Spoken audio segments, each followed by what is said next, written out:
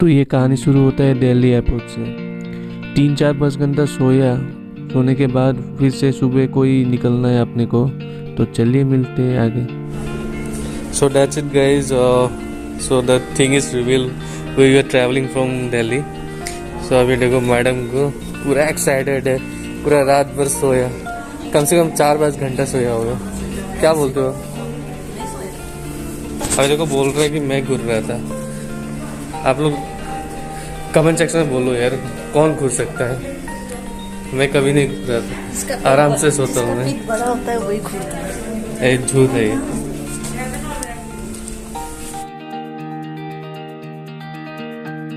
मुझे window seat मिल गया है। बाहर देखो, वेदर इतना मस्त है दिल्ली का।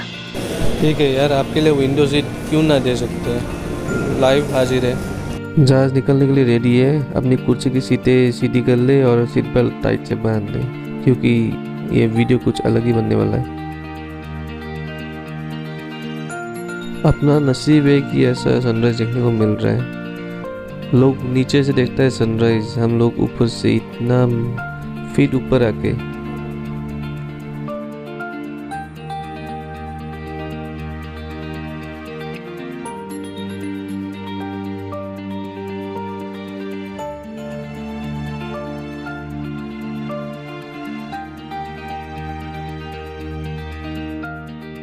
तो कुछ 2-2.5 घंटे गुजरने के बाद, अच्छा सा नींद मारने के बाद, ये देखिए अरेबियन सी। मतलब हम लोग गोवा एंटर हो चुके हैं। फ्लाइट कुछ ही पल में लैंड होने वाला है और अपना तो पार्टी शुरू होने वाला है।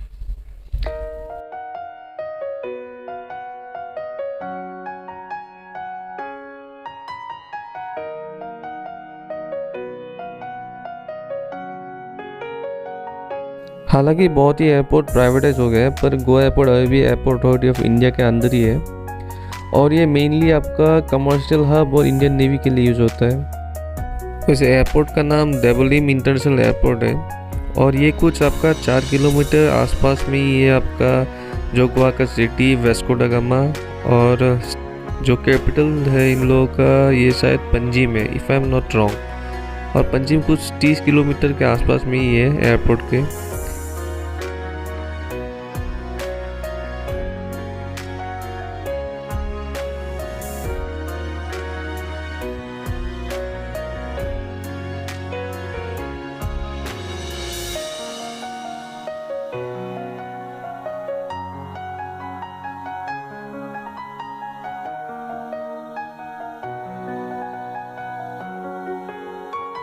Thank you. Have a good day.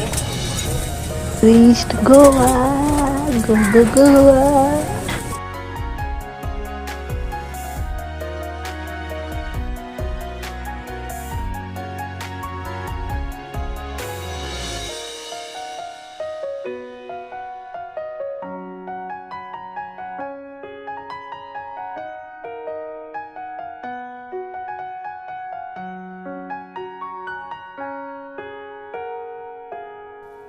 वैसे और एक बात है, गोवा में आपको ओला उबर मिलने वाला तो है नहीं, तो ये प्लीज़ याद रखिए। तो यहाँ पे एयरपोर्ट उतरने के बाद ही आप या तो प्राइवेट टैक्सी ले सकते हैं, जो कि काउंटर्स मिल जाएगा ये वाला, या तो आप गवर्नमेंट टैक्सी ऐप जो होता है गोवा माइल्स बोल के, वो इंस्टॉल करिए। इंस्टॉल करके आराम से अपना iOS हो या अपना एंड्रॉयड फ़ोन हो, दोनों में से इंस्टॉल करके आराम से कैब बुलवा सकते हो। और मैंने जो प्रेफर किया वो हुआ गोवा माइल्स थोड़ा चीप लगा मेरे को। तो चलिए, अपना कैब आ चुका है। बात, हमने तो गोवा माइल्स ऐप से बुक किया कैब, बट आपको एयरपोर्ट के बाहर से वो मिल जाता है, क्या बोलते हैं उसको, बस मिल जाता है कलंगुट तक ना, कलंगुट बीच तक मिल जाता है। तो आप लोग वो भी ले सकते हो, सस्ता पड़ेगा।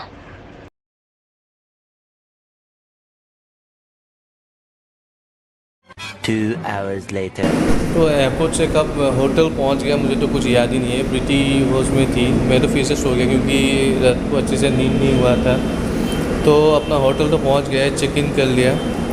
अभी नीचे आए हुए हैं अपना होटल से ही ब्रेकफास्ट लेने के लिए, और हम लोगों को कैब भी मतलब कैब नहीं, तो स्कूटी हायर करना है जितने दिन के लिए रह रहे। तो यही है अपना होटल का view.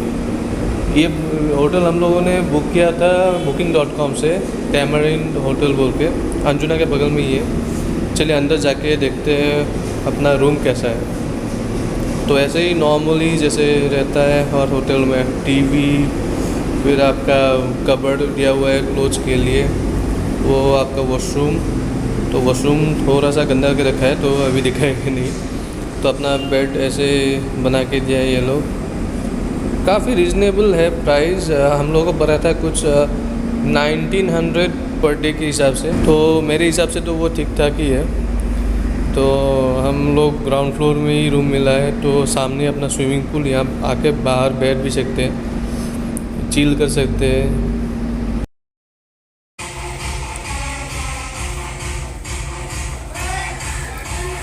So we reached the tamarind hotel. ये आपका अंजुना बीच के बगल में है, वॉकिंग डिस्टेंस है कुछ 200 मीटर्स। और प्रीति को देखो, मैडम ब्रेकफास्ट खाने में बिजी। बहुत भूख लग रही है। एक्चुअली मैं वीडियो बनाना ही भूल गया था क्योंकि हम लोग अच्छे से सोए नहीं थे और खाना भी नहीं खाए थे, बहुत भूख लगा हुआ था। तो अभी याद आया कि यार नहीं, व्यूअर्स के लिए भी कुछ बनाना है, खुद का सोचने से थोड़ी ना होता है। चलो मिलते हैं थोड़ी देर में। सो बाय द टाइम अपना स्कूटी भी आ गया है। ये फैशिनो दिया है अपने को, तो स्कूटी में थोड़ा स्क्रैचेस है, इसलिए थोड़ा सा मतलब ख़राब लग रहा है।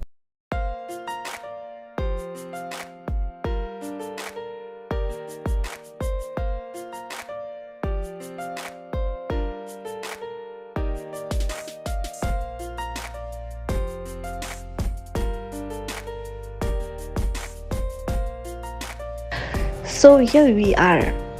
ब्रेकफास्ट करके रहा नहीं गया, सो हम लोग अभी अंजुना फ्ली मार्केट में आए हैं। यहाँ देखिए कितना छोटा छोटा स्टॉल्स में कितना अच्छा अच्छा कपड़े हैं, ज्वेलरीज, और ये बैग्स देखिए कितना अच्छा है। थिंग्स आर रीजनेबल हियर, और आप यहाँ बार्गेन भी कर सकते हैं चीज़ों का, but you have to be very very very good with bargaining.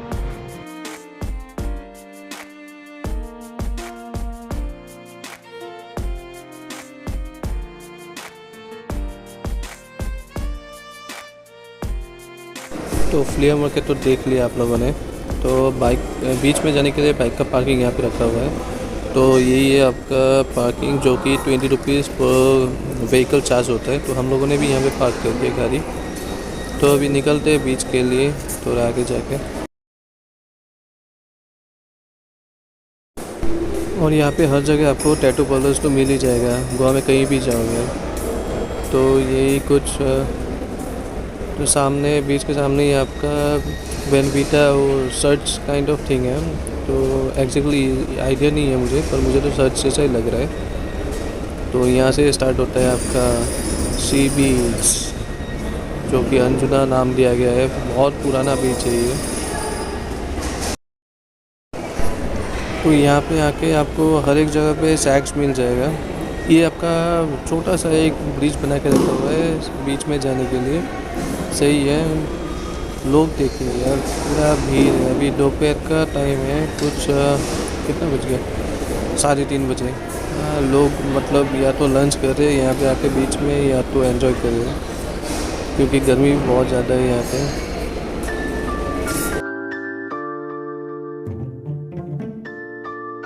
तो ये पहला बीच आया है हम लोग, अंजुना बीच। अंजुना बीच, it's near our hotel. So अभी एंजॉय कर रहे हैं। वैसे गर्मी बहुत है, फिर भी लाइक मस्ती कुछ अलग ही है। जो पानी का हवा आ रहा है, हम लोगों के बॉडी में टच कर रहा है, वो अल्टीमेट है यार। खाली बीमार नहीं पड़ना है। चलो आपको बीच दिखा देते हैं थोड़ा सा। या मैं ईटिंग से I'm just enjoying, that's all. चलो। हर जगह पे विंटर बोल के कितना ठंडा है, पर गोवा में कभी ठंडा दिखता ही नहीं है। अभी दिसंबर का महीना चल रहा है, आज आपका 23rd है। तो देखिए कितना गर्मी है। लोग सैक्स में बैठा हुआ है। यहाँ पे आपको हर एक सैक में 100 रुपीज़ पर बेड लेता है।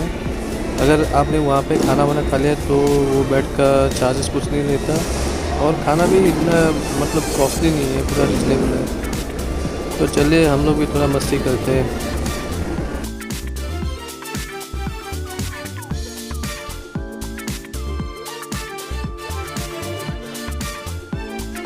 एक एंड से दूसरा एंड तक आ गया बीच का। यहाँ पर कर्ली शैक देखने को मिलेगा जो कि अंजुना बीच का सबसे ज़्यादा हैपनिंग प्लेस है इवनिंग टाइम को। आप लोग ज़रूर आइए इधर।